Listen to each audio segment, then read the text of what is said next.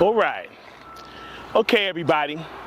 Once you have mastered the art of pulling forward and stopping with your front bumper in the box between the two cones, you're then going to start figuring out how to back a tractor trailer up straight.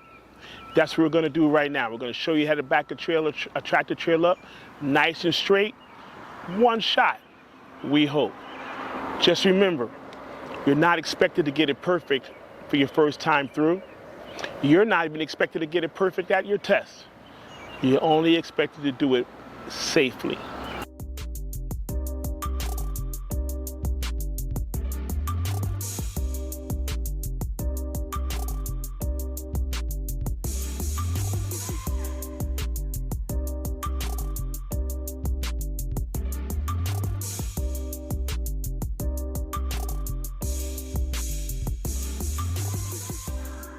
You are not under any kind of time constraint. Take your time, go slow, get the truck back to the back of the lane, and stop.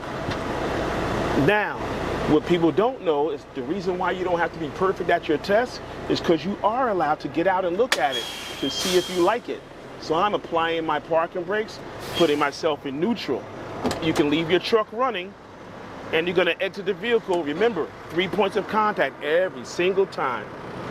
That means you have to back out of your vehicle. I'm closing my door. I'm going to go back here to get a look. All right, so as I get a look, okay, I see I'm almost there. I don't know, maybe about another 3 more feet and I'll be in the box. Let's go ahead and fix that up then. All right, so like I said, all I need to do is move back, reverse, release my parking brakes, look in my mirror, see where my trailer is, and continue backing up. Like I said, I only need about another 3 more feet and I'm home.